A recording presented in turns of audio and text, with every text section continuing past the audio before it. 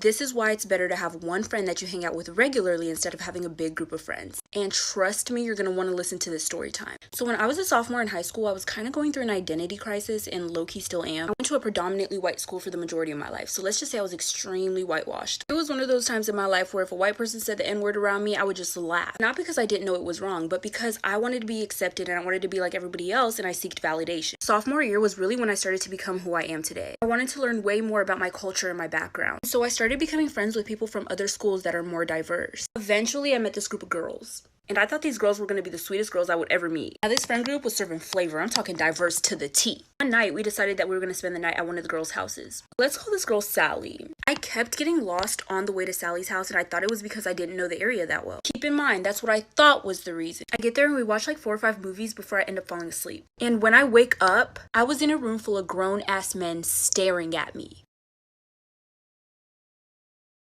Storytime part 2 of why it's better to have one loyal friend instead of a big group of friends. I forgot to mention in part 1 that when I arrived, the men were already there. Mind you, we were in sophomore year. These men looked like they were in college. So I was already a little thrown off, but I trusted it because I was with my friend. When I wake up, these men are like staring at me. But they try to look away really fast, but I could tell that they were staring at me. I start thinking the worst of the worst. I try to think of any possible way that I could get out of there, whether it was physically or mentally. So I pretend to fall asleep just to escape the reality of it. But then one of the men at the bottom of the bed starts rubbing my feet. I immediately kick my leg so I can get his hands off. Now I'm thinking he's gonna be mad and I'm gonna get fucking attacked. So I try to make small talk to loosen the tension. So I look at the guys and I'm like, hey, do you know where the girls went? One of them looks at me and says, oh, they went home. So I'm like, I thought this was Sally's house. And they say nothing. So at this point, I think I'm being set up. I try my best to not make it seem like I'm suspicious of them. I casually act like I need to pee. Walk into the bathroom and I see a window. Automatically something clicks in my mind, get the fuck out of there. Making part 3 right now.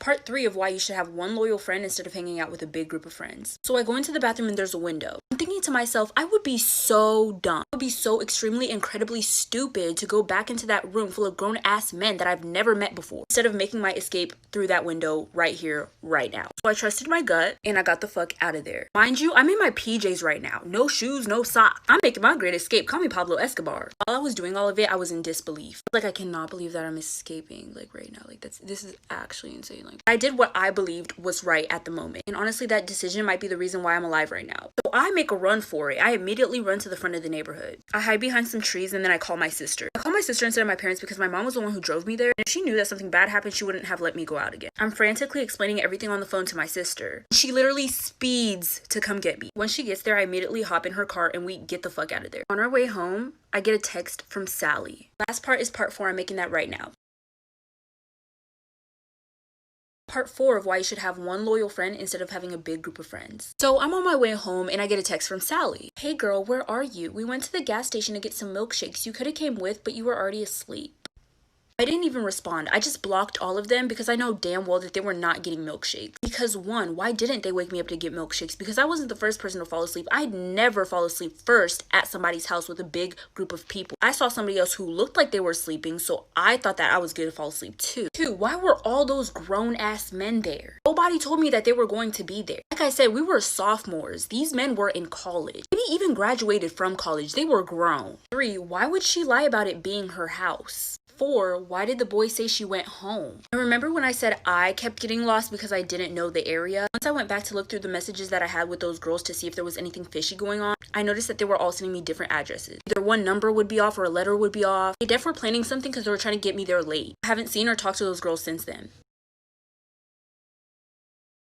Storytime of how I got the best revenge on my worst enemy. So basically there was this girl that literally copied my absolute every move. It all started because the boy that she was dating tried to hit me up. So I guess she was trying to be more like me, I guess.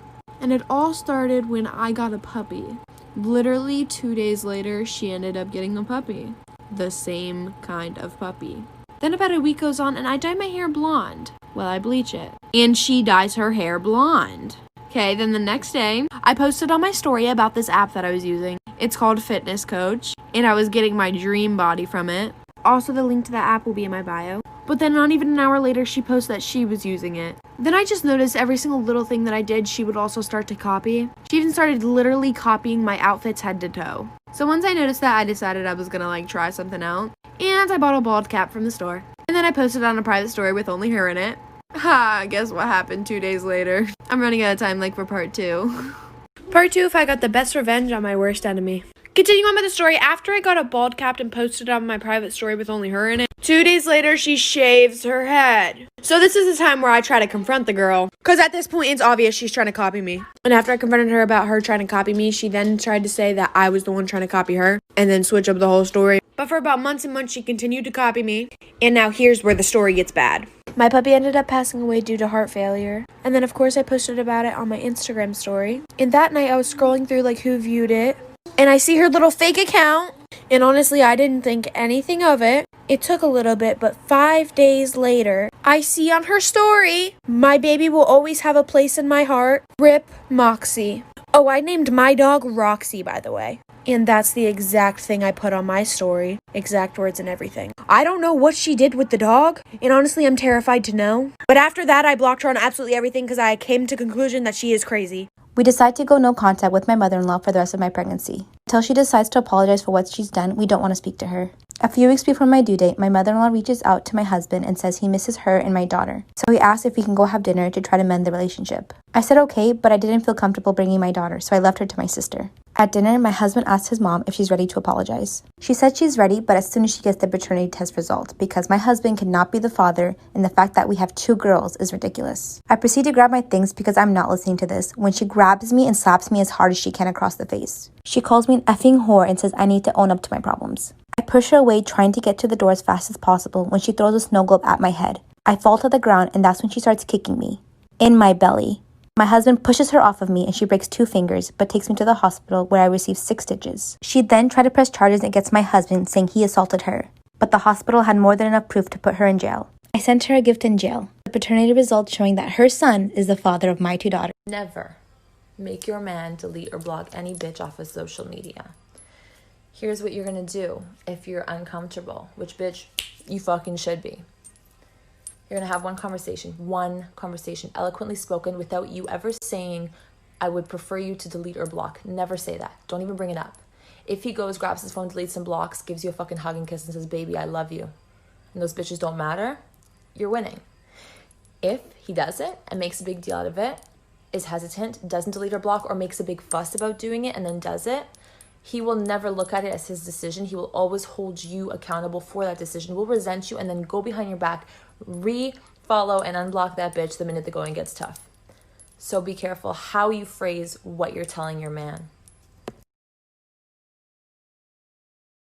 Storytime Tinder edition. Okay, the story blew up on Twitter like a while ago, but I'm just gonna retell it because it's very informational. So there was this guy and this girl, and they met through Tinder, and then they met up and they went on this date. And they were out at dinner, and then she starts not feeling so well. And then she says, I really need to go home. And he says, yeah, I'll drive you home. And she says, okay. So then they get to her house, and then she starts feeling better. So then she says, do you want to come in for some coffee? And then he says, yeah, sure. So they go inside, they have their coffee, and then she doesn't feel well again. And she's like, oh, I'm sorry, I don't feel well again. I think you really need to leave. And he's like, okay. And he leaves. And then she goes to bed, and in the middle of the night, she wakes up, and she hears this noise down in her kitchen. And so she locks her door, and she calls the cop. And the 911 operator is just on the other line saying, can you just stay on the line until the cops get there?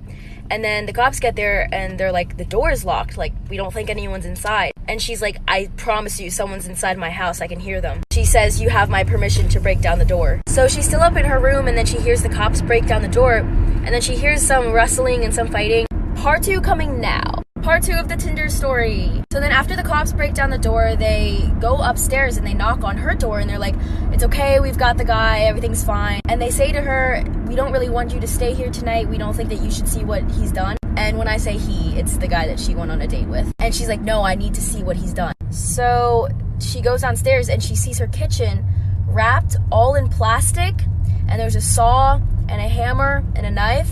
And earlier when he came into her house for coffee, he set his keys down right next to her keys. And so when he left, he picked up both sets of keys. And that is how he got back into her house. And they tested her, like her blood and everything, and she wasn't supposed to wake up because of how many drugs were in her system, because on the date, he drugged her. And then I guess he was just planning on chopping up her body in her own kitchen. I don't know. Stay safe.